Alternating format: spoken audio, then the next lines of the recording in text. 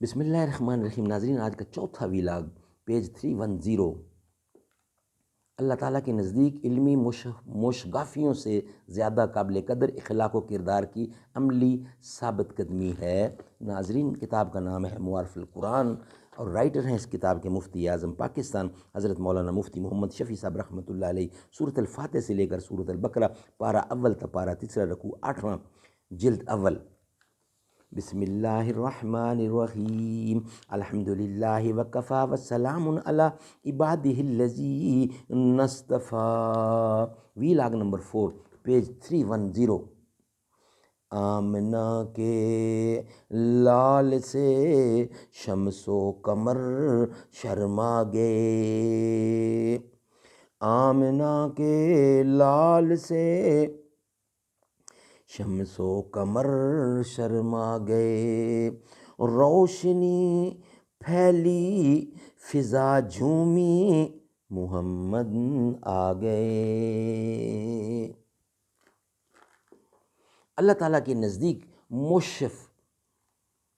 اللہ تعالیٰ کے نزدیک علمی مشگافیوں سے زیادہ قابل قدر اخلاق و کردار کی عملی ثابت قدمی ہے۔ یہی مضامین امتحان جن کی تفصیل آگے بیان ہوگی مدارس کے امتحانات کی طرح فنی مسائل اور ان کی تحقیقات نہیں، بلکہ اخلاقی قدروں اور عملی ثابت قدمی کی جانچ ہے۔ اس سے معلوم ہوا کہ بارگاہ عز و جلال میں جس چیز کی قیمت ہے وہ ہے علمی مشگافیاں نہیں ہیں، بلکہ عملی اور اخلاقی برتری ہے۔ اب اس مضامین امتحان میں سے چند اہم چیزیں سننے کے قابل ہیں۔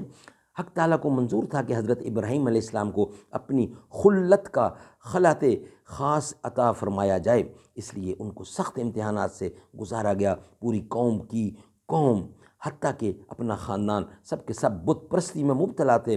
سب کی عقائد و رسوم سے مختلف ایک دین حنیف ان کو عطا کیا گیا اور اس کی تبلیغ اور قوم کو اس کی طرف دعوت دینے کا بار گراں آپ پر ڈالا گیا۔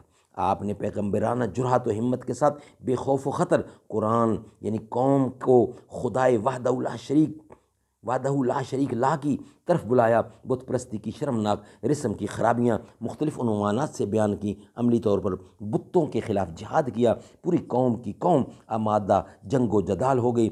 بادشاہ وقت نمرود اور اس کی قوم نے آپ کو آگ میں ڈال کر زندہ جلا دینے کا فیصلہ کر لیا۔ اللہ کے خلیل نے اپنے مولا کی رضامندی کے لیے ان سب بلاؤں پر راضی ہو کر اپنے آپ کو آگ سے ڈال دینے کے لیے پیش کر دیا۔ اللہ تعالیٰ نے اپنے خلیل کو امتحان میں کامیاب پایا تو آگ کو حکم دیا، قُلْنَا یا نارُ کُونِی بَرْدًا سَلَامًا علی ابراہیم۔ ہم نے حکم دے دیا کہ اے آگ تو ابراہیم پر ٹھنڈی اور ذریعہ سلامتی بن جا۔ جس وقت یہ حکم خداوندی آتش نمرود کے متعلق آیا تو حکم کے الفاظ عام تھے، کسی خاص آگ کی تعین کر کے حکم نہیں دیا گیا تھا، اس لیے پوری دنیا میں جہاں کہیں آگ موجود تھی اس حکم خداوندی کے آتے ہی اپنی اپنی جگہ ہر آگ ٹھنڈی ہو گئی، اور نار نمرود بھی اس زمرہ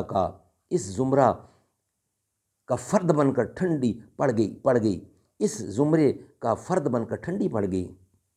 ناظرین، قرآن میں لفظ بردن کے ساتھ سلامہ کا اضافہ اس لیے فرمایا گیا کہ کسی چیز کو ٹھنڈا یعنی ٹھنڈک حد اعتدال سے بڑھ جائے تو وہ بھی برف کی طرح تکلیف دے بلکہ مہک ہو جاتی ہے، مہلک ہو جاتی ہے۔ اگر لفظ سلامن ارشاد نہ ہوتا تو ممکن تھا کہ آگ برف کی طرح ایسی ٹھنڈی ہو جاتی جو بجائے خود ایک عذاب بن جاتی، جیسے جہنم میں ایک عذاب زمہریر کا بھی ہے۔ اس امتحان میں فارغ ہو کر دوسرا امتحان یہ لیا گیا کہ اپنے اصلی وطن کو چھوڑ کر شام کی طرف ہجرت کر جائیں۔ حضرت ابراہیم علیہ السلام نے رضائے خداوندی کی طلب میں قوم و وطن کو بھی خیر بات کہہ دیا اور میں اہل و عیال ہجرت کر کے شام میں چلے گئے۔ سبحان اللہ سبحان اللہ۔ انشاءاللہ نیکسٹ ویلاگ 5ویں میں بقیہ حصہ اس کا پیش کیا جائے گا۔ چوتھا حصہ یہاں ہی پہ ختم ہوتا ہے۔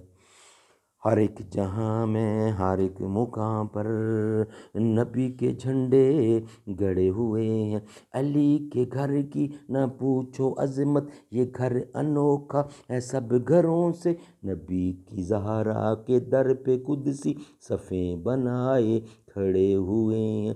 وہ کہہ رہے ہیں علی سے مانگو، میں کہہ رہا ہوں خدا سے لیں گے، میں حکم حیدر سنا رہا ہوں، وہ اپنی ضد پر پڑے ہوئے ہیں۔ میرے نبی کا وہ حوض کوثر پلا رہے ہیں، وہ جام بھر کر ابو بکر ہیں، وہ ادھر عمر ہیں، وہ دیکھو آقا کھڑے ہوئے ہیں، ہمارے آقا تو اپنے رتبے میں سب سے آگے بڑھے ہوئے ہیں۔